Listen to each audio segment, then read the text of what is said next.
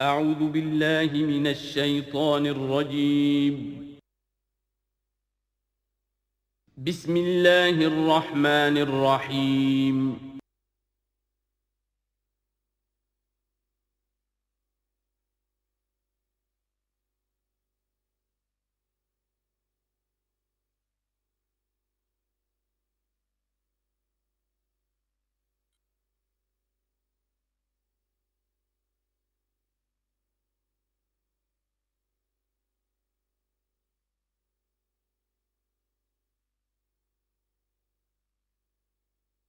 والصلاة والسلام على عباده الذين اصطفى خصوصا على أفضلهم وخاتم النبيين محمد الأمين وعلى آله وصحبه أجمعين. أما بعد فأعوذ بالله من الشيطان الرجيم. بسم الله الرحمن الرحيم. الحمد لله رب العالمين الرحمن الرحيم مالك يوم الدين إياك نعبد وإياك نستعين اهدنا الصراط المستقيم صراط الذين أنعمت عليهم غير المغضوب عليهم ولا الضالين آمين. رب اشرح لي صدري ويسر لي امري واحلل عقدة من لساني يفقهوا قولي. اللهم ربنا الهمنا رشدنا واعذنا من شرور انفسنا. اللهم ارنا الحق حقا وارزقنا اتباعه وارنا الباطل باطلا وارزقنا اجتنابه. اللهم ربنا يسر لنا امورنا كلها واتمم لنا بالخير وتقبل منا فإنك خير المتقبلين آمین یا رب العالمین. ابھی میں نے سورہ فاتحہ کی تلاوت کی اور آپ نے سماعت فرمائی. یہ سورہ مبارکہ مصحف کے اعتبار سے تو پہلی صورت ہے ہی، سب کو معلوم ہے، لیکن یہ بھی نوٹ کر لیجئے کہ یہ نزول کے اعتبار سے بھی سب سے پہلی مکمل صورت جو حضور پر نازل ہوئی وہ یہی ہے. اس سے قبل متفرق آیات نازل ہوئیں. 5 آیتیں سورہ علق کے آغاز میں، کچھ آیتیں سورہ قلم یا سورہ نون کے آغاز میں، کچھ آیتیں سورہ مزمل کی ابتدا کی، کچھ آیتیں سورہ مدثر کے آغاز کی. 5ویں وحی تقریباً اس پر اجماع ہے کہ یہ سورۃ الفاتحہ کی ہے اور یہ مکمل صورت ہے جو حضور پر نازل ہوئی. سورۃ الفاتحہ کے معنی ہوئے افتتاحی صورت. فتح یفتح کے معنی ہے کھولنا. مفتاح کنجی کو کہتے ہیں، چابی کو. تو یہ اوپننگ سورہ آف دی قرآن، قرآن حکیم کی افتتاحی صورت. ویسے جیسا کہ میں تعارف قرآن کے ضمن میں عرض کر چکا ہوں، عربوں کا یہ مزاج تھا کہ جس چیز سے انہیں خصوصی محبت ہوتی تھی اس کے بہت سے نام رکھتے تھے. اس کے بھی بہت سے نام ہیں.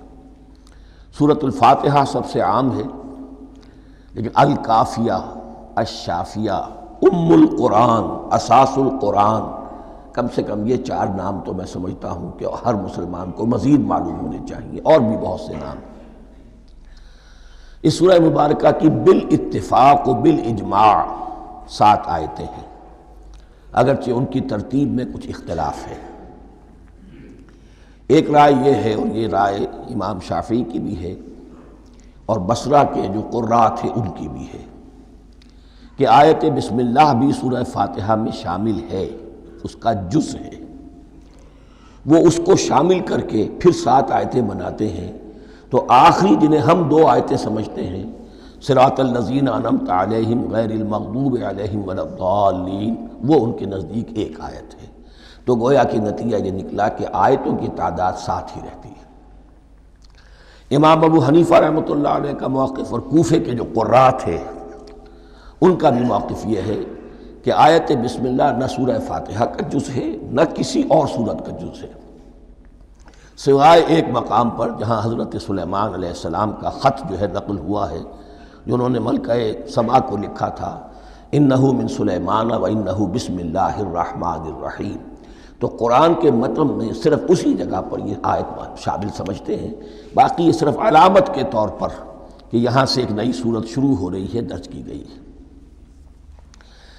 اس سورہ مبارکہ کو الصلاح قرار دیا گیا ایک حدیث میں۔ اس کا جو اسلوب ہے وہ دعا کا ہے، اور دعا کے ساتھ اس کی جو مناسبت ہے، اور پھر اسی کی وجہ سے ہماری نماز کا یہ جزو لا ینفک بنا دیا گیا۔ بلکہ ایک حدیث جو میں آپ کو سناؤں گا اس میں اسی کو نماز قرار دیا گیا، الصلاح یہی ہے۔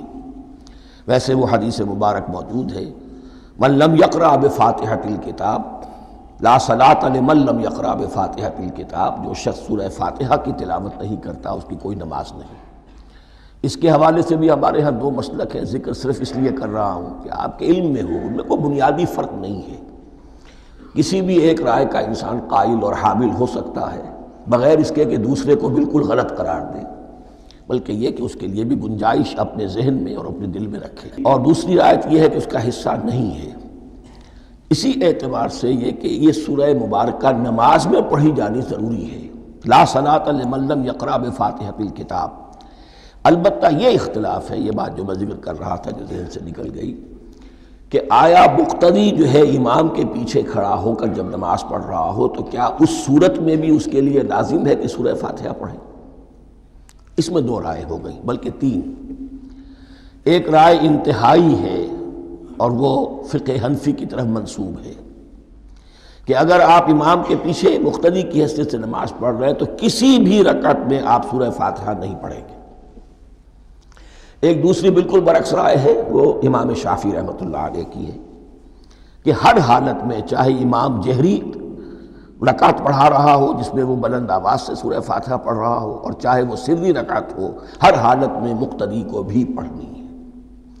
ایک تیسری رائے بین بین ہے، وہ امام مالک کی ہے رحمۃ اللہ علیہ، کہ جو سری رکعت ہے جس میں کہ امام بھی خاموشی سے پڑھ رہا ہے، مقتدیوں کو بھی پڑھنی چاہیے۔ جو جہری رکعت ہے جس میں کہ امام بلند آواز سے پڑھ رہا ہے، اس میں مقتدیوں کو خاموش رہ کر پوری توجہ جو ہے سننے پر صرف کر دینی چاہیے۔ اذا قرئ القرآن فاستمعوا له وانصتوا، جب قرآن پڑھا جا رہا ہو تو پوری توجہ اس کے پڑھنے پر مرکوز کر دو اور خود خاموش رہو۔ میرے اپنی رائے میں یہ تیسری رائے سب سے زیادہ صائب ہے، اور اس میں کسی طرح کی بھی کوئی پیچیدگی پیدا نہیں ہوتی۔ بہرحال اس سورہ مبارکہ کا جو اسلوب ہے میں نے عرض کیا دعائیہ ہے، البتہ قرآن مجید کے علم اور حکمت کے اعتبار سے، اس کے فلسفے کے اعتبار سے ایک بات سمجھ لینی چاہیے۔ قرآن کا فلسفہ یہ ہے کہ بنیادی ہدایت ہر انسان کے دل میں موجود ہے، بالقوہ، پوٹینشلی۔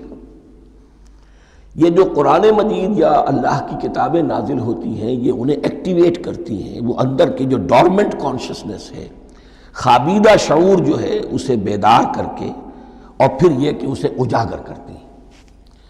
ہر سلیم الفطرت انسان اور سلیم العقل انسان، دو سلامتی شرط ہیں۔ سلیم الفطرت، نیچر پرورٹڈ نہ ہو، فطرت مسخ نہ ہو گئی ہو، عقل سلیم ہو۔ ان دونوں چیزوں کا نتیجہ یہ نکلتا ہے کہ وہ انسان از خود، بغیر کسی وحی کی رہنمائی کے، بغیر کسی نبی کی تعلیم کے سے استفادہ کیے ہوئے، از خود بھی کچھ حقائق تک پہنچ جاتا ہے۔ اور وہ حقائق کیا ہیں؟ نمبر ایک یہ کہ اس کائنات کا ایک خالق ہے اور وہ ایک ہے، اور وہ تمام صفات کمال سے متصف ہے۔ نمبر دو یہ کہ انسان کی زندگی صرف یہ زندگی نہیں ہے، بلکہ ایک اور زندگی ہے کہ جس میں اس زندگی کے اعمال کے نتائج برآمد ہوں گے۔ یہ دو باتیں، اس کی زیادہ وضاحت کے ساتھ جو ہے اس کا تذکرہ آئے گا سورہ لقمان میں، جہاں حضرت لقمان کی شخصیت کا تذکرہ ہے۔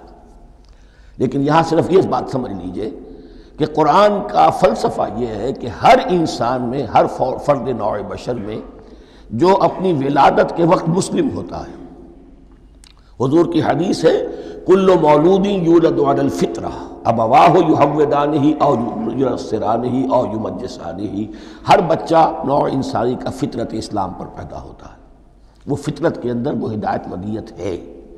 اب اگر وہ فطرت بس نہیں ہوئی اور عقل جو ہے وہ صحیح رخ پر کام کر رہی ہے تو ان دو حقائق تک وہ انسان خود پہنچ جائے گا۔ لیکن ان دونوں حقائق تک پہنچنے کے بعد اب وہ دست بستہ دعا کرے گا کہ اے رب اب مزید ہدایت تو مجھے عطا فرما۔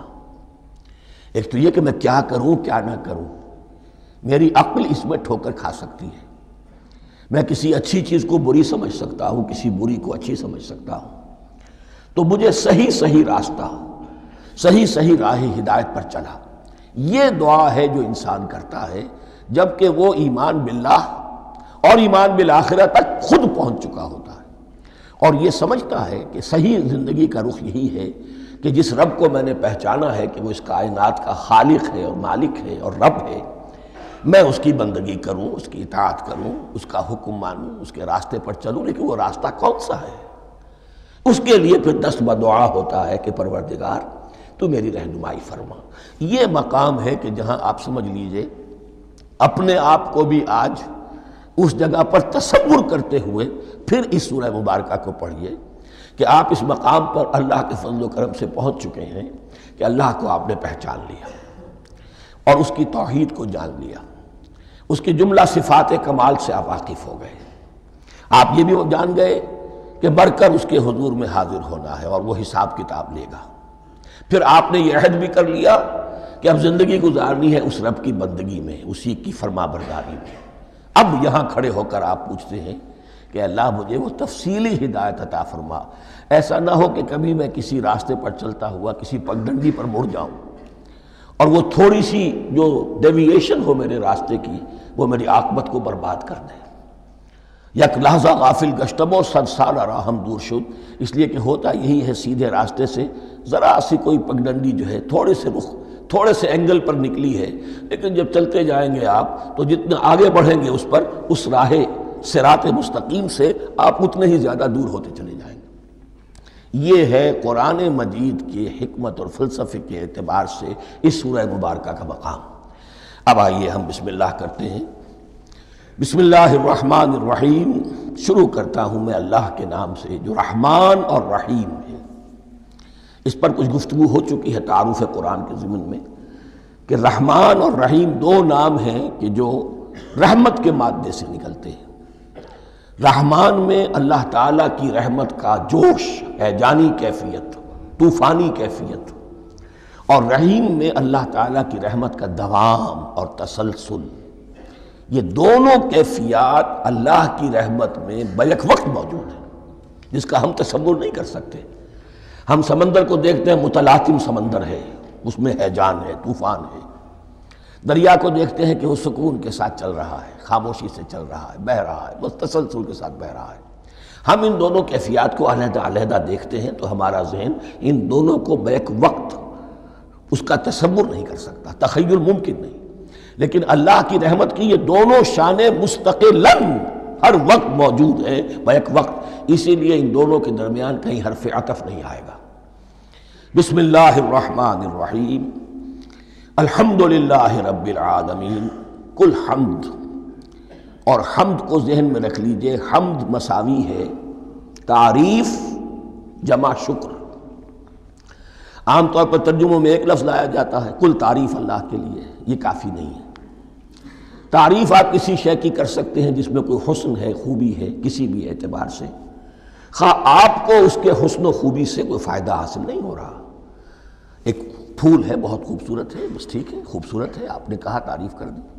شکر کرتے ہیں آپ اس شے کا جس سے آپ کو کوئی فائدہ پہنچا ہو، استفادہ ہوا ہو، آپ کی کوئی ضرورت پوری ہوئی ہو، آپ کی کوئی مشکل رفع ہوئی ہو۔ اور آپ دیکھیں گے کہ حمد میں یہ شکر کا پہلو غالب ہے۔ جتنی بھی دعائیں ہیں حضور سے منقول، شکر کے مقام پر وہاں حمد آتا ہے۔ بھوک لگی ہوئی تھی، کھانا کھایا، الحمدللہ الذی اطعمنی وسقانی۔ اب یہاں دیکھیے ترجمہ تعریف نہیں، شکر ہے اس اللہ کا جس نے مجھے کھلایا اور پلایا۔ آپ بیت الخلاء سے باہر آئے، نجاستیں آپ سے دور ہو گئیں، طبیعت میں انشراح ہوا، الحمدللہ الذی اذھب عنی الاذی وعافانی۔ وہ شکر ہے اس اللہ کا جس نے اذیت بخش چیزیں مجھ سے دور کر دیں اور مجھے عافیت بخشی۔ تو یہ الحمدللہ رب العالمین، اللہ تعالیٰ کا حسن و کمال اور حسن و جمال اپنی جگہ بھی اس انتہا کا ہے کہ جتنی تعریف اس کا حق ہے ہم کر ہی نہیں سکتے، لیکن اس کے احسانات اور انعامات ہم پر اتنے ہیں کہ ہم ان کو بھی گن نہیں سکتے، لہذا ایک ہی احصاء ہم نے کر دیا الف لام کے ساتھ، الحمدللہ رب العالمین، تمام تعریفیں اور کل شکر اللہ کے لیے ہیں کہ جو تمام جہانوں کا پروردگار ہے، رب ہے، مالک ہے۔ رب میں ایک مفہوم ہوتا ہے ربوبیت کا، اور اس میں مفہوم شامل ہوتا ہے تربیت کا، ربیانی صغیرہ، تو مالک ہونا اور تربیت دینا۔ آپ جس شے کے مالک ہوں گے آپ چاہیں گے اس میں بڑھوتری ہو، اس میں اضافہ ہو، وہ نشو و نما پائے، تو یہ دونوں چیزیں آپس میں ایک دوسرے کا جڑی ہوئی ہیں، پروردگار بھی اور مالک بھی۔ عام طور پر عربی میں رب کا لفظ مالک کے لیے آتا ہے، رب البیت، رب الدار، رب المال، تو مالک وہاں پر ظاہر بات ہے کہ اس سے مراد کیا ہے، مال والا، گھر والا، گھر کا مالک۔ تو کل شکر اور کل تعریف اس اللہ کے لیے ہے جو تمام جہانوں کا مالک بھی ہے اور پروردگار بھی ہے۔ الرحمن الرحیم، رحمان ہے اور رحیم ہے، اب دوبارہ اس کی میں وضاحت نہیں کروں گا۔ مالک یوم الدین، یوم دین کا مختار مطلق ہے۔ دین عربی زبان میں کہتے ہیں بدلے کو، دناہم کما دانو، کما تدینو تو دانو، یہ کہاوت ہے، جیسے اردو میں ہم کہتے ہیں جیسا کرو گے ویسا بھرو گے، کما تدینو تو دانو، تو یہ ہے بدلہ، اس کا بنیادی مفہوم جو ہے وہ بدلہ ہے۔ تو بدلے کا ایک دن ہے جس دن فیصلہ ہوگا کہ کون کیا کما کر لایا ہے اور اسے کیا بدلہ ملنا چاہیے۔ آیا اس کا برائیوں کا پلڑا بھاری ہے کہ اسے سزا ملنی چاہیے، یا اس کی حسنات اور نیکیوں کا پلڑا بھاری ہے کہ اسے جزا ملنی چاہیے، اس کا انعام اور اکرام کے ساتھ معاملہ کیا جانا چاہیے، وہ ایک دن ہے، اسے ہم یوم القیامہ کہتے ہیں۔ اور لیکن اصل بات جو یہاں کہی گئی، یعنی ایک جملے میں تین باتوں کا اعتراف ہو رہا ہے۔ بعث بعد الموت، ایک دن آئے گا کہ ہم مرنے کے بعد تمام انسان اٹھا لیے جائیں گے، پھر حساب و کتاب، پھر اللہ کے ہاں حاضری ہوگی اور حساب کتاب ہوگا، اور تیسرے یہ کہ اس حساب کتاب کے دن کا مختار مطلق اللہ ہے، یعنی کسی اور کو اپنے ذہن میں سہارا بنا کر آپ زندگی گزاریں کہ وہ مجھے چھڑا لے گا، یا وہ ہستی جو ہے اتنی زوردار ہے کہ وہ مجھے بچا لے گی، اس سے اپنے دل کو، اپنے ذہن کو بالکل پاک کر لیجئے۔ مالک یوم الدین، ایک دوسری جگہ پر قرآن میں آیا ہے، اس روز کوئی پکارنے والا پکارے گا، لمن الملک اليوم للہ الواحد القہار، آج کے دن کس کا اختیار مطلق ہے؟ اور پھر کہا جائے گا اللہ کے لیے، الواحد قہار، جو پوری طرح چھایا ہوا ہے، مستولی ہے۔ تو مالک یوم الدین، جو جزا و سزا کے دن کا مالک ہے۔ اب یہاں سے کلام ایک رخ بدل رہا ہے، ابھی تک تو یہ غائبانہ انداز میں کلام ہو رہا ہے، اللہ سے خطاب نہیں آیا اس میں ابھی۔ الحمدللہ رب العالمین الرحمن الرحیم مالک یوم الدین، اب خطاب ہے، ایاک نعبد و ایاک نستعین، ہم صرف تیری ہی بندگی کرتے ہیں اور کریں گے، اور ہم صرف تجھ ہی سے مدد مانگتے ہیں اور مانگیں گے۔ یہ ترجمہ میں کیوں کر رہا ہوں کہ یہ فعل مضارع ہے، عربی زبان میں فعل مضارع حال اور مستقبل دونوں کو کور کرتا ہے۔ ایاک کا جو ہے مفعول فاعلی جو ہے، مفعول جو ہے اس میں ضمیر مفعولی، اسے پہلے لا کر حشر کا مضمون پیدا ہو گیا۔ ہم تیری بندگی کرتے ہیں نہیں، ہم تیری ہی بندگی کرتے ہیں اور کریں گے۔ حال میں ترجمہ کیجئے تو یہ اظہار حال ہے، اور مستقبل میں ترجمہ کیجئے تو یہ ایک عہد ہے، قول و قرار ہے، بہت بڑا معاہدہ ہے۔ وَإِيَّاكَ نَسْتَعِينُ، اور صرف تجھ ہی سے مدد مانگتے ہیں اور مانگیں گے۔ اس میں بھی حال کا ترجمہ اظہار حال، اللہ کرے کہ واقعی ہمارا حال وہی ہو، جب ہم یہ الفاظ کہتے ہیں تو واقعتاً ہم اس پر پورے اتر رہے ہوں کہ اسی کی بندگی کر رہے ہوں اور اسی سے ساری استعانت اور استمداد کر رہے ہیں۔ جہاں تک مستقبل کا تعلق ہے وہ پھر ایک عہد ہے، اہدنا الصراط المستقیم، یہ مقام وہ آ گیا کہ یہاں تک تو اے پروردگار ہم پہنچ گئے، تیرے فضل سے، تیرے کرم سے، فطرت سلیمہ بھی تیری عطا کردہ تھی، عقل سلیم بھی تیری ودیعت کردہ تھی، ان دونوں کی روشنی سے ہم یہاں تک تو پہنچ گئے۔ اب ہماری جو ضرورت ہے، احتیاج ہے، وہ کیا ہے؟ اہدنا الصراط المستقیم، ہدایت بخش ہمیں سیدھے راستے کی۔ یہاں دو باتیں سمجھ لیجئے، انفرادی سطح پر انسان کے لیے نہ معلوم کتنے مرحلے آتے ہیں ہر روز کہ جس میں وہ ایک چھٹک کر کھڑا ہو جاتا ہے، یہ کروں یا یہ کروں، دو آلٹرنیٹو سامنے آ رہے ہیں، فیصلہ کرنا مشکل ہو رہا ہے، قدم قدم پر ہدایت کی ضرورت ہے۔ اور اجتماعی طور پر نوع انسانی تین بڑے بڑے تمدنی مسائل میں واقعہ یہ ہے کہ تسلیم کر لیا جانا چاہیے کہ عقل انسانی اس کو راستہ نہیں دکھا سکتی۔ عام معاشرتی سطح پر مرد اور عورت کے درمیان حقوق اور اختیارات کا کیا توازن ہو، ناممکن ہے، انسان طے نہیں کر سکتا۔ انسان یا مرد ہے یا عورت ہے، عورت سوچے گی اپنے لحاظ، اپنے جذبات کا، اپنے خیالات کا لحاظ رکھے گی، مرد کے جذبات و احساسات کا اسے کوئی اس کا کوئی تصور ہی ممکن نہیں۔ مرد سوچے گا اسے اپنے احساسات معلوم ہے، لیکن یہ کہ عورت کے احساسات سے وہ نابلد ہے، ان کو محسوس کر ہی نہیں سکتا، لا محالہ وہ اپنے بارے میں وہ جو بھی نظام بنائے گا اس میں وہ اپنی بالادستی رکھے گا۔ وہ تو ایک ہی ہستی ہو سکتی ہے کہ جو دونوں کی خالق ہے، مرد کی بھی عورت کی بھی، اور اس کو دونوں سے محبت ہے، دونوں کا خیر خواہ ہے، دونوں کا رب ہے، دونوں کو پروان چڑھانا چاہتا ہے۔ اسی طرح فرد اور معاشرہ یا ریاست، حکومت اور ریاست ہمیشہ یہ چاہتی ہے کہ سارے اختیارات ہمارے ہاتھ میں آ جائیں، ٹوٹلیٹیرین سوسائٹی ہو، بس ہم حکم دیں اور لوگ اس پر چلیں۔ افراد یہ چاہتے نہیں، ہمیں آزادی ہونی چاہیے۔ اب آپ دیکھیے کہ دنیا میں کتنے جھگڑے چلتے ہیں اسی پر، فریڈم فریڈم فریڈم۔ وہ فریڈم واقعتاً اپنی جگہ پر ایک شے ہے، افراد کی آزادی ہونی چاہیے، لیکن افراد کی آزادی اتنی نہ ہو جائے کہ وہ مادر پدر آزاد ہو جائے، کوئی قانون، کوئی قاعدہ، کوئی اخلاقی کوئی حدود اور قیود جو ہے ان کا پابند نہ رہے۔ تو اب کہاں ہے وہ نقطہ اعتدال کہ جس میں انسان کی انفرادی آزادی، انفرادی اختیار اور ادھر اجتماعی مصلحتیں جو ہیں ان کو بیلنس کیا جا سکے؟ انسان طے نہیں کر سکتا، صرف اللہ ہی اس کے لیے نظام دے سکتا ہے۔ تیسرا مسئلہ ہے سرمایہ اور محنت، اس میں کیا توازن ہو؟ سرمایہ اور محنت دونوں مل کر کچھ بنا رہے ہیں، کچھ پروڈیوس کر رہے ہیں۔ اب اس میں نفع جو ہوا ہے اس میں سرمایہ کا کتنا حصہ ہونا چاہیے اور لیبر کا کتنا ہونا چاہیے، کون طے کر سکتا؟ اس کے لیے بھی کہ ایسا نہ ہو کہ سرمایہ داری جو ہے آکاش بیل بن کر پورے معاشرے پر چھا جائے، اور غریب بیچارہ، مزدور بیچارہ، کاشتکار بیچارہ وہ گویا کہ چکی کے دو پارٹوں میں پس کر رہ جائے، اس کی کوئی حیثیت نہ رہ جائے۔ لیکن یہ کہ دوسری طرف اگر یہ کہ مزدور کا جو حق ہے اس سے زیادہ اس کو دے دیا جائے تو سرمایہ جو ہے وہ سکڑ جائے گا، شائی ہو جائے گا، وہ پھر میدان میں نہیں آئے گا۔ کیا کیا جائے؟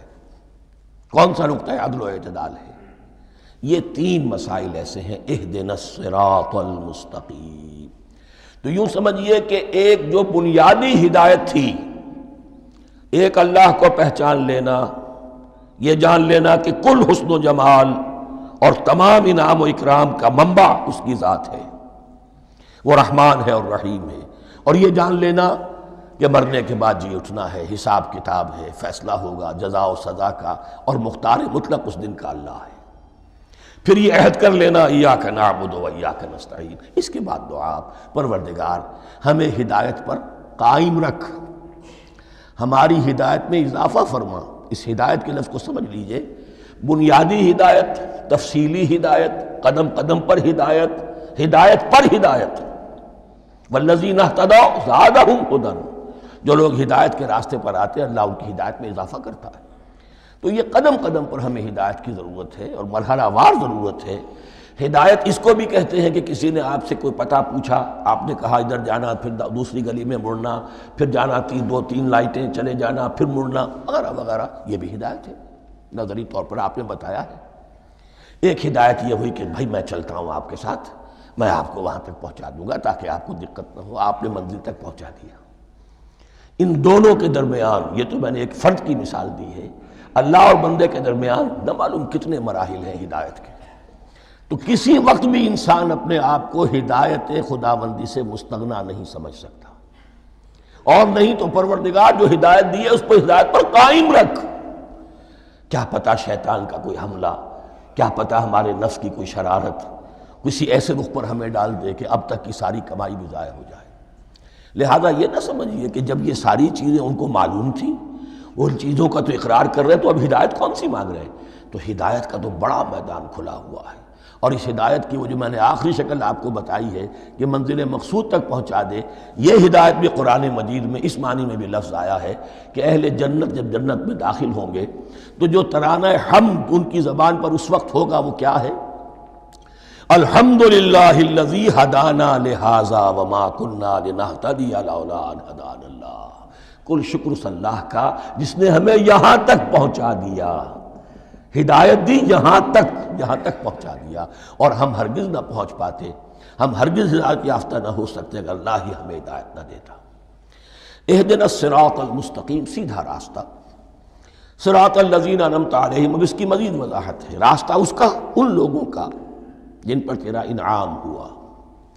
یہ کون لوگ ہیں؟ اس کی وضاحت آپ کو ملے گی سورہ نساء میں، من یطع اللہ والرسول فاولئک مع الذین انعم اللہ علیہم من النبیین والصدیقین والشہداء والصالحین۔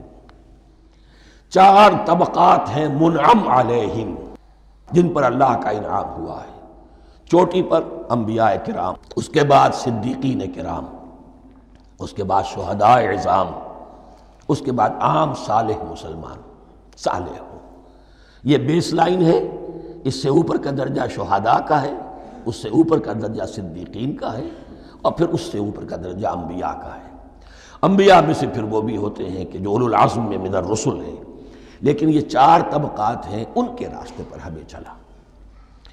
غیر المغضوب علیہم ولا الضالین، جو مغضوب علیہم نہیں ہوئے، جن پر تیرا غضب نہیں ہوا، اور غضب ہوتا ہے ان پر کہ جو ہدایت کے واضح ہونے کے بعد ہدایت کو ترک کر دیں، وہ ہے مغضوب علیہم۔ جنہیں ہدایت مل گئی ہو، ہدایت کو پہچان لیا ہو، پھر اپنی شرارت نفس کی وجہ سے، اپنی نفسانیت کی وجہ سے، اپنے تکبر کی وجہ سے، اپنے حسد کی وجہ سے وہ اس حق کو رد کر دیں، اس کو ترک کر دیں، ان پر اللہ کا غضب آتا ہے۔ اور اس میں اس کی بہت بڑی مثال تاریخ کے اعتبار سے یہودی ہیں۔ اللہ نے انہیں ہدایت دی، کتابیں عطا کی، تورات، انجیل، زبور، سینکڑوں نبی ان میں مبعوث کیے، 1400 برس تک نبوت کا تار ٹوٹا ہی نہیں، مسلسل۔ ابتدا میں بھی 2 نبی، موسیٰ اور ہارون، اور اختتام پر بھی 2 نبی، عیسیٰ اور یحییٰ علیہ السلام، اور ان کے مابین کوئی لمحہ نہیں آیا ہے تاریخ بنی اسرائیل میں جبکہ کوئی نہ کوئی نبی موجود نہ ہو۔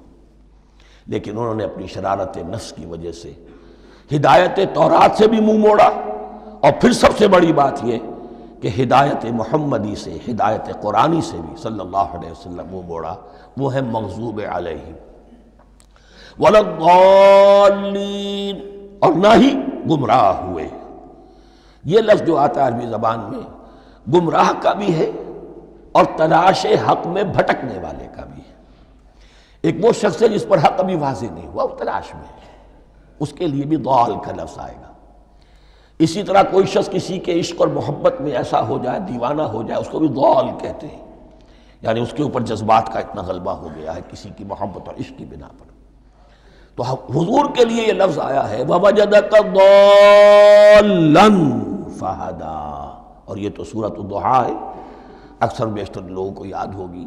تو یہ جو ضال کا لفظ ہے، اس میں سمجھ لیجئے ضروری نہیں ہے کہ وہ گمراہ ہو، بلکہ وہ بھی کہ جو ابھی راہ ہدایت کی طلب میں، اس کے حصول کے لیے اس کی تلاش میں کوشاں ہیں، اور وہ بھی کہ جو کسی مغالطے کی وجہ سے حق سے منحرف ہو جائے۔ یہ بھی جان لیجئے کہ ایک ہے بدنیتی، تکبر، حسد، حق کو جان کر پہچان کر رد کر دینا یا چھوڑ دینا یا ترک کر دینا۔ ایک ہے کسی غلطی میں، کسی جذبات کے اندر آ کر، کسی غلو کے اندر مبتلا ہو کر اور حق سے منحرف ہو جانا۔ اس کی جو سب سے بڑی مثال ہے وہ نصارہ ہے، عیسائی ہے۔ حضرت مسیح کو انہوں نے مانا لیکن غلو کیا، یہ لفظ آئے گا آگے، لا تغلو فی دینکم، اپنے دین میں غلو نہ کرو۔ جیسے ہمارے ہاں بھی بعض لوگ ہیں جو حضور صلی اللہ علیہ وسلم کی تعریف میں، حضور صلی اللہ علیہ وسلم کے ساتھ اپنی محبت کے اظہار میں غلو کر جاتے ہیں۔ یہ انتہا درجے کو ہو گیا تھا حضرت مسیح علیہ السلام کے ماننے والوں میں، اور اس کی بنا پر انہوں نے تثلیث کا عقیدہ ایجاد کر لیا اور حضرت مسیح علیہ السلام کو اللہ کا بیٹا بنا دیا۔ تو اس کی سب سے بڑی مثال ضالین کی اس اعتبار سے کہ ہدایت پانے کے بعد کسی بدنیتی سے نہیں بلکہ کسی اچھے جذبے میں غلو کی وجہ سے، رسول سے محبت کرنا تو اچھا جذبہ ہے لیکن یہ محبت بھی ایک حد میں رہنی چاہیے، غلو کرے گی تو ظاہر بات ہے کہ اس کے بعد وہ گمراہی کی طرف لے جائے گی۔ تو یہ ہے اس سورہ مبارکہ کا ترجمہ، اور اس کے بعد آخر میں آمین کہنا یہ مسنون بھی ہے، کہنا چاہیے۔ البتہ اختلاف یہاں بھی صرف اتنا ہے کہ نماز میں جب آپ امام کے ساتھ ہیں، وہ اگر جہری قرات کر رہا ہے تو آیا اس کے بعد آپ کو بھی بالجہر کہنا ہے آمین یا نہیں کہنا، یہ اختلاف ہے، ان میں کوئی فرق واقع نہیں ہوتا۔ یہ چیز متفق علیہ کہ کہنا ہے آمین، بلکہ یہ آمین تو یہودیوں میں ہے، یہ آمین جو ہے یہ عیسائیوں میں بھی ہے، ان کی بھی جو لارڈس پریئر ہے اس کے بعد آمین، وہ آمین کہتے ہیں، وہ فرق، وہ لفظ ایک ہی ہے، اس لیے کہ عبرانی زبان اور عربی زبان یا تو ہم یہ کہہ سکتے ہیں کہ دونوں بہنیں ہیں، کوئی ایک مشترک زبان تھی ان کی ماں جس کی یہ دو بیٹیاں ہیں، اور یا یہ کہنا پڑے گا کہ عربی زبان کی ماں جو ہے وہ عبرانی زبان ہے۔ بہرحال بڑا قریبی رشتہ عربی کا اور عبرانی کا ہے، اس اعتبار سے وہ آمین۔ اب آپ کو معلوم ہے ہم السلام علیکم وہ کہتے ہیں، وہ سلام کہتے ہیں، فرق کیا ہے؟ وہ تو تلفظ کا فرق ہے۔ اسی طریقے سے اور بہت سے الفاظ ہیں، میں بعد میں بتا۔ اب میں اس سورہ مبارکہ کے بارے میں خاص حدیث آپ کو سنانا چاہتا ہوں، اور اسی سے در حقیقت جو امام ابو حنیفہ کا موقف ہے رحمۃ اللہ علیہ، اس کی حقانیت مزید مبرہن ہو جائے گی۔ یعنی کیا کہ آیت بسم اللہ سورہ فاتحہ کا جز نہیں ہے، سورہ فاتحہ الحمدللہ رب العالمین سے شروع ہوتی ہے۔ وہ میں آپ کو بتانا بھول گیا کہ جن کے نزدیک یہ سورت کا جز ہے وہ پھر جہری قرات میں بسم اللہ الرحمن بھی بلند آواز سے کہیں گے، اور جن کے نزدیک یہ سورہ فاتحہ کا جز نہیں ہے وہ نہیں کہیں گے، وہ الحمدللہ رب العالمین سے قرات کریں گے۔ تو کوئی فرق نہیں ہے بنیادی۔ یہ حدیث جو ہے یہ مسلم شریف میں ہے اور حدیث قدسی ہے، اس کے راوی حضرت ابو ہریرہ ہیں رضی اللہ تعالی عنہ، اور اس حدیث نے اس سورت کے مضامین کا نہایت عمدہ تجزیہ کر دیا ہے۔ حدیث کے الفاظ سن لیجئے، قسمت الصلاۃ بینی و بین عبدی نصفین۔ اللہ تعالیٰ فرما رہے ہیں، حدیث قدسی ہے، میں نے نماز کو، صلاۃ کو اپنے اور اپنے بندے کے درمیان آدھا آدھا تقسیم کر لیا، فنصفها لی ونصفها لعبدی، اس کا نصف جو ہے وہ میرے لیے ہے اور نصف جو ہے وہ میرے بندے کے لیے ہے، ولعبدی ما سأل، اور جو میرے بندے نے مانگا میں اسے دوں گا، میرا وعدہ ہے یا میں نے اسے دیا۔ اس کے بعد اس کی تفصیل آتی ہے، اذا قال العبد، جب بندہ کہتا ہے الحمدللہ رب العالمین، قال اللہ حمدنی عبدی، جب بندہ کہتا ہے الحمدللہ رب العالمین، اللہ فرماتا ہے میرے بندے نے میری حمد کی۔ وَإِذَا قَالَ الرَّحْمَنُ الرَّحِيمُ قَالَ اللَّهُ اثْنَى عَلَيَّ عَبْدِي، جب بندہ کہتا ہے الرحمن الرحیم، اللہ فرماتا ہے میرے بندے نے میری ثنا کی۔ وَإِذَا قَالَ مَالِكِ يَوْمِ الدِّينِ قَالَ اللَّهُ تَعَالَى مَجَّدَنِي عَبْدِي، میرے بندے نے میری تمجید بیان کی، میری بزرگی بیان کی۔ اب یہ تین آیتیں ہو گئیں، تینوں میں اللہ کی حمد ہے، ثنا ہے، تمجید ہے، یہ تین آیتیں خالص اللہ کے لیے ہو گئیں۔ اب چوتھی آیت آئی، ایاک نعبد و ایاک نستعین، اس کے بارے میں جب بندہ کہتا ہے اذا قال العبد ایاک نعبد و ایاک نستعین، قال اللہ تعالی ھذا ما بینی و بین عبدی ولعبدی ما سأل، یہ میرے اور میرے بندے کے درمیان ہے۔ یہ تو یوں سمجھیے کہ یہ گرہ لگ گئی ہے میرے اور میرے بندے کے مابین، اس نے مجھ سے قول و قرار کیا ہے، اس نے میری بندگی کا اعتراف کیا ہے، اس نے تسلیم کیا ہے کہ میری ہی بندگی کرتا ہے اور کرے گا، اور مجھ سے مدد چاہیے ہے۔ ھذا ما بینی و بین عبدی، یہ معاہدہ ہے، معاہدہ دو فریقوں کے مابین ہوتا، یہ میرے اور میرے بندے کے مابین ہے۔ وَلِعَبْدِي مَا سَأَلَ، اور میں نے اپنے بندے کو دیا جو اس نے مانگا، وہ میری مدد چاہتا ہے، میری مدد اس کے شامل حال رہے گی۔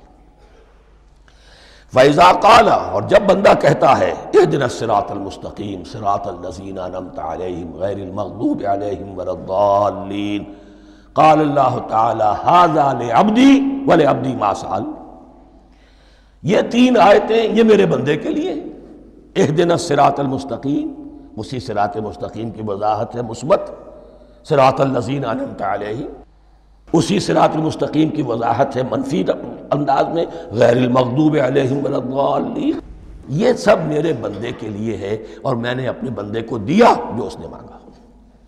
اس کو میں نے ایک مرتبہ یہ ترازو کی شکل میں اس کو لکھوایا تھا۔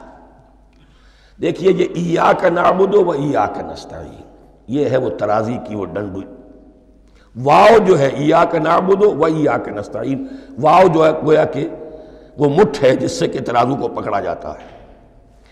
ادھر ایک پلڑا ہے جس کی تین آیتیں ہیں، الحمدللہ رب العالمین الرحمن الرحیم مالک یوم الدین۔ اس کا نتیجہ کیا نکلا؟ ایاک نعبد۔ آپ نے شاید یہ سنا بھی ہو، ایک بہت ہی عمدہ قرات کا جو ریکارڈ ہے قاری عبدالباسط عبدالصمد کا، وہ یہیں سے چل کر سورہ فاتحہ کی قرات کر کے ایاک نعبد پر آ کر رکتا ہے، الحمدللہ رب العالمین الرحمن الرحیم مالک یوم الدین ایاک نعبد۔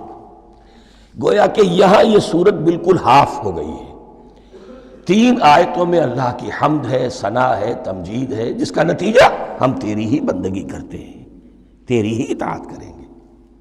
لیکن اب اس کے بعد سوال ایاک نستعین، اسی کی جو استعانت کیا درکار ہے ہمیں؟ ہدایت۔ ہدایت سب سے بڑی استعانت ہے، ہدایت ہی تو سب سے بڑی مدد ہے۔ اهدنا الصراط المستقیم صراط الذین انعمت علیہم غیر المغضوب علیہم ولا الضالین، یہ ایاک نستعین کے حق کے ساتھ یہ تین آیتیں آ گئیں، اهدنا الصراط المستقیم صراط الذین انعمت علیہم غیر المغضوب علیہم ولا الضالین، قسمت الصلاة بینی و بین عبدی نصفین فنصفها لی ونصفها لعبدی وَلِعَبْدِي مَا سَأَلَ۔ اللہ تعالیٰ اس سورہ فاتحہ کا جو اصل مفہوم ہے وہ بھی ہمارے ذہنوں پر، ہمارے شعور کی سطح پر اسے اجاگر کیے رکھے، ہمیں توفیق دے کہ جب بھی پڑھیں، جب بھی سنیں تو وہ کیفیت اگر ہو جائے، اس لیے کہ ایک حدیث ہے کہ الصلاۃ معراج المومنین، نماز تو اہل ایمان کے حق میں معراج کے درجے میں ہے۔ اس حوالے سے ہم یہ سمجھ سکتے ہیں کہ کوئی وقت ایسا آ سکتا ہے کہ انسان کو واقعتاً، روح انسانی واقعتاً اللہ کے یہ جواب سنے، انہونی بات نہیں ہے، ہوتا ہے خطاب آخر، اٹھتا ہے حجاب آخر، کرتے ہیں خطاب آخر، یہ تو ہوتا ہے۔ مخاطبہ الہی، یہ تو میں نے عرض کیا کہ ثابت ہے، مخاطبہ، محادث اور تحدیث، اللہ بندوں سے کلام کرتا ہے۔ اب آئیے بسم اللہ الرحمن الرحیم، اب یہ سورہ بقرہ شروع ہو رہی ہے۔ سورۃ البقرہ جو 286 آیات پر مشتمل ہے، تقریباً 2.5 پاروں پر پھیلی ہوئی ہے۔ ہر شخص جانتا ہے کہ یہ قرآن حکیم کی حجم کے اعتبار سے سب سے بڑی سورت ہے، لیکن یہ معاملہ صرف حجم کا نہیں ہے۔ نبی اکرم صلی اللہ علیہ وسلم نے اسے سنام القرآن قرار دیا ہے۔ آپ نے فرمایا لکل شیء سنام، ہر چیز کی ایک چوٹی ہوتی ہے، جیسے اونٹ کا کوہان ہوتا ہے۔ وسنام القرآن البقرہ، سنام القرآن، قرآن کی چوٹی جو ہے وہ سورۃ البقرہ ہے۔ یہ نوٹ کر لیجئے جو میں نے کل آپ کو جو مختلف مکی اور مدنی صورتوں کے گروپوں کے بارے میں بتایا تھا کہ یہاں سے اب پہلی منزل بھی شروع ہو رہی ہے اور پہلا گروپ بھی شروع ہو رہا ہے، اور اس کے ساتھ جو اگلی صورت آئے گی وہ اس کا جوڑا ہے، سورہ آل عمران، جس کی سب سے نمایاں علامت یہ نوٹ کیجئے، یہ بھی الف لام میم سے شروع ہوئی، اگلی بھی الف لام میم سے شروع ہوگی۔ اس کے بعد 2 صورتیں مدنی اور ہیں، لیکن ان دونوں میں نہ حروف مقطعات ہے، نہ کوئی اور تمہیدی کلام ہے، براہ راست خطاب سورہ نساء میں یا ایھا الناس اور سورہ مائدہ میں یا ایھا الذین آمنوا، کوئی تمہیدی بات نہیں کوئی حروف مقطعات نہیں، براہ راست خطاب۔ وہ ایک جوڑا ہے سورہ نساء اور سورہ مائدہ، اور یہ ایک جوڑا ہے سورہ بقرہ اور سورہ آل عمران۔ سورہ بقرہ اور سورہ آل عمران کو نبی اکرم صلی اللہ علیہ وسلم نے الزہراوین بھی قرار دیا ہے۔ زہرا کہتے ہیں بڑی روشن چیز کو، یہ حضرت فاطمہ رضی اللہ تعالی عنہ کے نام کے ساتھ آتا ہے، فاطمۃ الزہراء، تو زہرا بہت روشن دمکتی ہوئی شے۔ الزہراوین، یہ دو نہایت دمکتی ہوئی صورتیں ہیں جو قیامت کے دن دو بدلیوں کی شکل میں ظاہر ہوں گی، حضور نے فرمایا، اور جو لوگ ان صورتوں سے محبت کرتے تھے ان پر سایہ کریں گی۔ اللہم ربنا اجعلنا منہم، ہمیں اللہ تعالیٰ ان میں شامل فرما دے۔ اس سورہ مبارکہ کو دو حصوں میں تقسیم سمجھیے۔ ویسے تو یہ کہ رکوع آئیں گے، پارے بھی بدلیں گے اس میں، لیکن حصے دو ہیں۔ پہلے حصے میں اصل روح سخن سابقہ امت مسلمہ سے ہے، یہود سے، بنی اسرائیل سے۔ دوسرے حصے میں اصل خطاب موجودہ امت مسلمہ سے ہے، امت محمد سے صلی اللہ علیہ وسلم۔ پہلے حصے میں 18 رکوع ہیں لیکن آیات 152 ہیں۔ دوسرے حصے میں 22 رکوع ہیں لیکن آیات 134 ہیں۔ گویا کہ اس سے آپ کو توازن نظر آئے گا کہ اگرچہ ادھر رکوعوں کی تعداد کم ہے 18 لیکن آیات کی تعداد زیادہ ہے 152۔ دوسرے حصے میں رکوعوں کی تعداد زیادہ ہے 22 لیکن آیات کی تعداد 134۔ اسی لیے اس کا ایک نام میں نے تجویز کیا ہے، وہ اس لیے تاکہ کچھ حقائق آپ کے ذہنوں میں ان ناموں کے حوالے سے بھی انشاءاللہ محفوظ ہو جائیں گے۔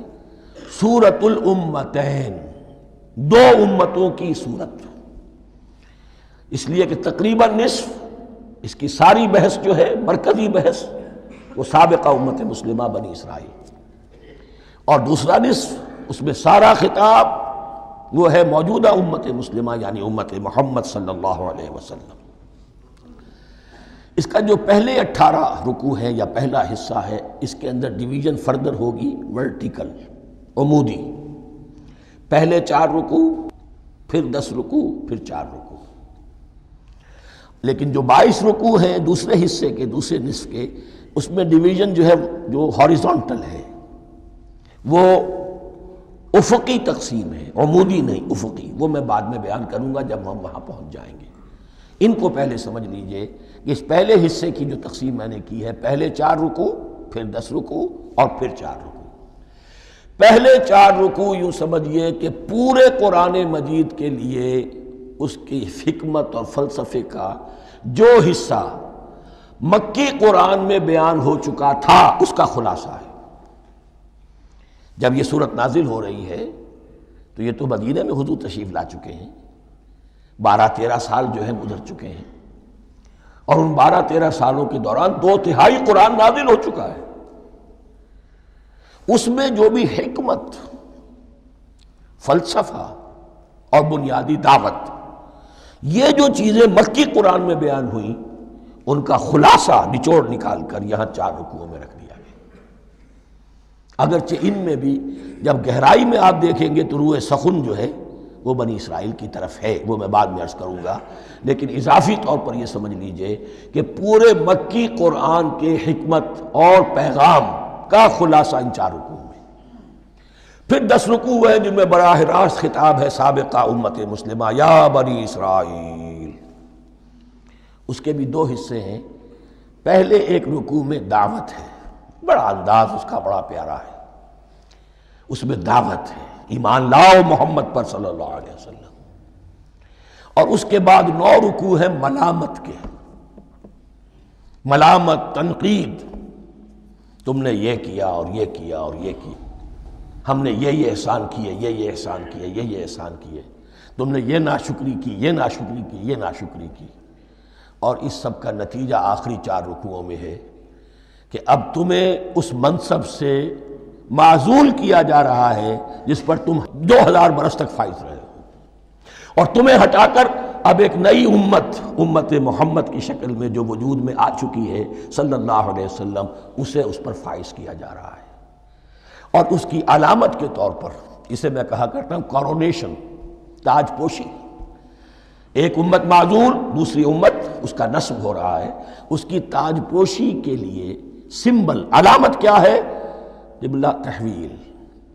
وہ قبلہ یروشلم سابقہ امت کا قبلہ اب ادھر رخ نہیں ہوگا، اب اہل توحید کا قبلہ یہ مکے کی طرف ہوگا، بیت اللہ کی طرف ہوگا۔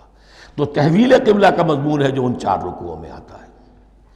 تو یہ میں نے تھوڑی سی تمہید جو ہے آپ کے سامنے رکھ دی ہے۔ اب بسم اللہ کیجئے۔ بسم اللہ الرحمن الرحیم۔ الف لام میم۔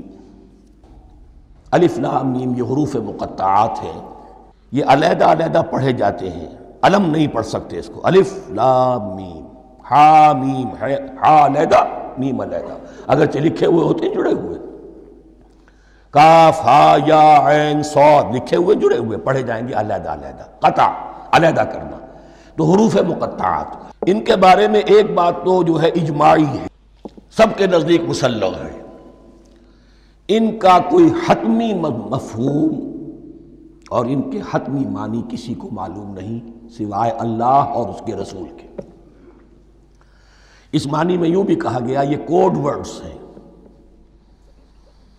جیسے کہ کوئی میسیجز جو ہیں ادھر ادھر بھیجے جاتے ہیں، سیکرٹ میسیجز، تو کچھ کوڈ ورڈز ہوتے ہیں جس سے سمجھ میں آتا ہے کہ یہ بات واقعتاً صحیح سورس سے آ رہی ہے، واللہ عالم۔ لیکن اس کا کوئی مفہوم اور اس کے معنی جو ہیں وہ اتفاق اس پر ہے، اگرچہ بعض حضرات نے کچھ اپنی سی کوشش کی ہے، کچھ مفہوم جو ہے بنانے کی، وہ اپنی جگہ پر ہے، لیکن یہ کہ کسی حضرت عبداللہ ابن عباس رضی اللہ تعالی عنہما نے بعض ایسی کوششیں کی ہیں، لیکن ان کی رائے کو بھی ان کی ذاتی رائے سمجھا گیا ہے، امت نے اسے قبول نہیں کیا۔ اجماع اور کنسنسس اسی پر ہے کہ اس کے معنی اور مفہوم کسی کو معلوم نہیں سوائے اللہ اور اس کے رسول کے۔ البتہ بعض چیزیں ایسی ہیں کہ وہ اگر نوٹ کر لی جائیں تو شاید آئندہ ہے اس میں کچھ راز کھلنے کے امکانات پیدا ہو جائیں۔ دیکھیے عربی زبان کے جو الفابیٹس ہیں ان کی تعداد 29 ہے یا 28 ہے، میں بتا چکا ہوں۔ الف اور حمزہ کو ایک سمجھے تو 28 ورنہ 29۔ پہلی بات یہ نوٹ کیجئے، قرآن حکیم کی 114 صورتوں میں سے 29 صورتوں میں ان کے شروع میں یہ حروف مقطعات آئے ہیں۔ دوسری بات یہ کہ اس میں 28 کا نصف کیجئے تو 14 استعمال ہوئے، 14 نہیں استعمال ہوئے، بالکل آدھی تعداد استعمال ہوئی ہے۔ تیسرے یہ کہ جو شروع اور آخر اور درمیان 3 حصوں میں تقسیم کر دیجئے آپ، 9 9 9 پلواڑی 27، ایک طرف 10 رہ جائیں گی۔ پہلے حصے میں سے بہت کم حروف لیے گئے، بہت کم، آخری حصے کے تقریباً تمام حروف ہیں تقریباً۔ درمیانی حصہ وہ ہے کہ جس میں آپ نے دیکھا ہے کہ عربی میں جوڑوں کی شکل میں ہے، صاد ضاد، فرق کیا ہے نقطے کا، سین شین فرق کیا ہے نقطوں کا، را زا فرق کیا ہے نقطے کا۔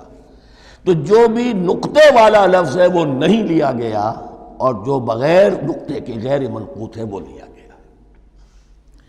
پھر اس میں 3 صورتیں ہیں جن میں ایک ایک حرف آیا ہے، سورہ قاف، سورہ نون، سورہ صاد۔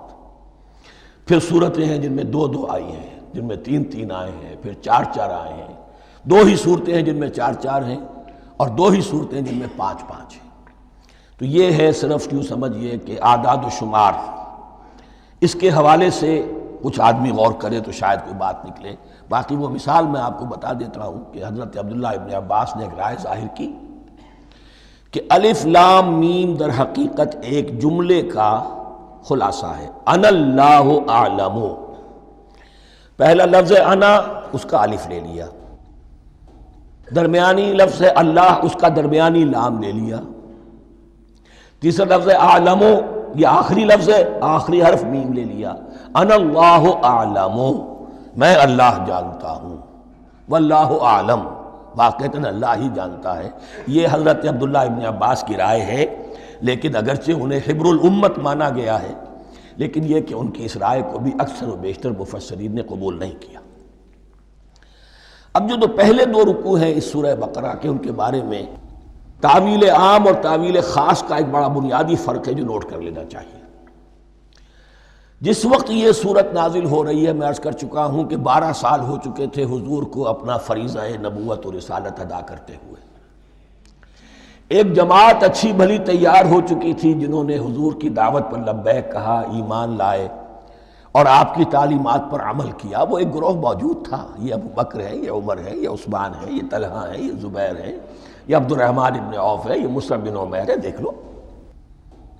اور ایک گروہ وہ تھا کہ جو حق کو جان کر پہچان کر محض اپنی ضد اور ہٹ درمی کی باعث وہ کفر پر اڑ گیا تھا۔